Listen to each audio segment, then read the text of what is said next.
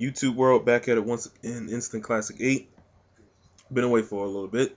Sorry about the delay. Not really a reason, just haven't made any videos. But I am back.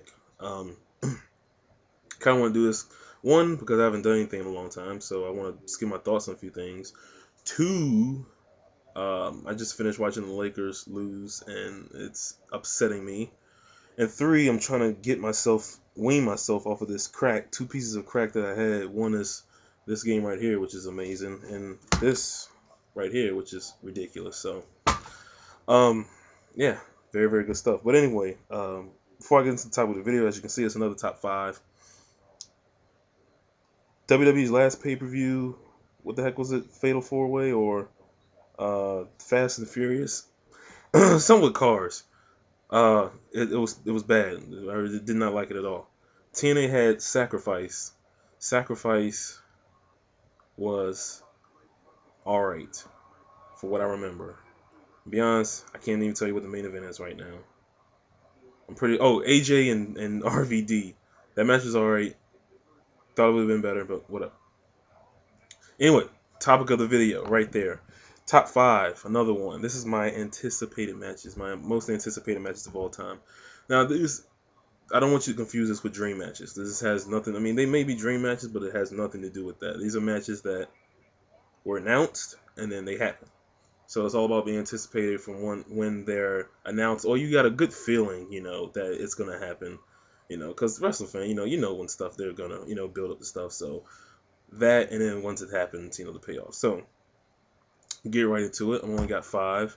Number 5 would be Hulk Hogan or Hollywood Hogan versus Sting. This is the lowest one on the list because I didn't see everything, because this started in like early 96. Well, not early 96, but in 96.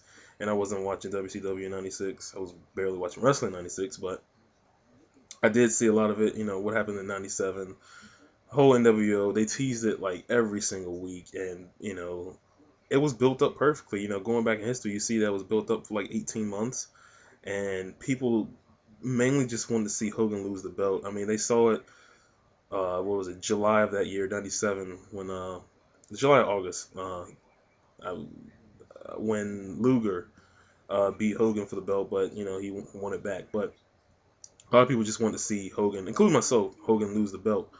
And, Sting was like the perfect man to do that. Even though he didn't wrestle any of that year, when it came down to it, it was an exciting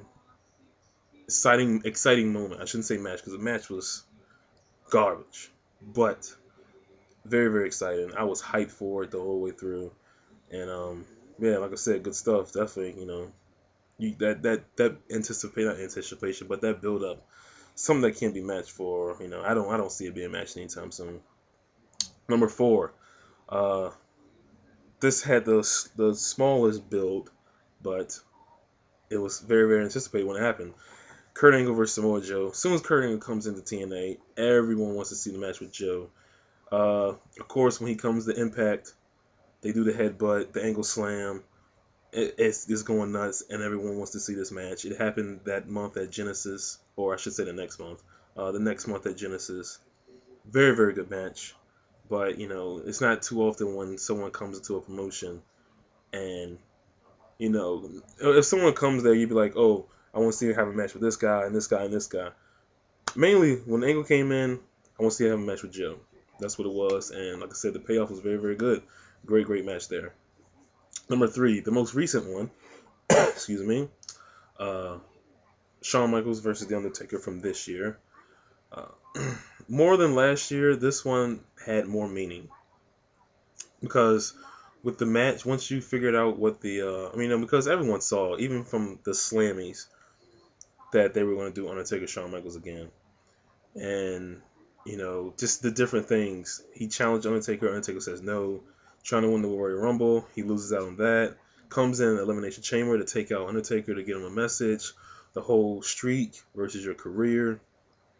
The match comes. Every single pinfall means something. I've never been hyped for a match like that. I mean, it's... And then, to top it off, that one thing that got me hyped, and credit WWE's production for this, they did a video package for this, I think, like, right after Elimination Chamber. and it was amazing. It just took the feud to another level. I mean, yeah, it's just a simple video package, but it did wonders for that thing. And like I said, the payoff was great. Very, very good match. And what else can you say about that feud? Very, very good.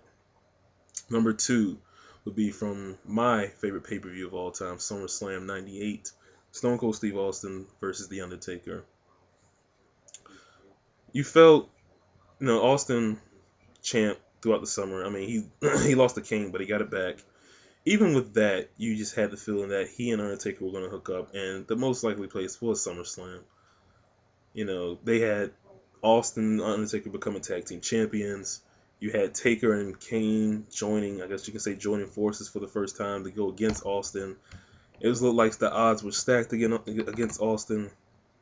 I mean, it was beautifully done, and I had never been that excited for a pay-per-view before. I mean, yeah, it's my favorite pay-per-view, but just for that main event, I mean, it was amazing, and just the things they did with that. I just remember the Raw right before it, where Austin comes out, cut the promo, and they had the Wall of Fire come up, and then they did Kane versus Mankind in the Hell in the Cell that night, and then Austin comes out to take out Kane just so he won't have to deal with him at SummerSlam. Man, if you haven't seen that, you definitely need to go check that out because that was very, very, very good stuff there. Number one, which was actually the first four, I had down. Like, I did them like that. When I first started this, boom, boom, boom, I put them down. This one, the last one, I actually had to think about.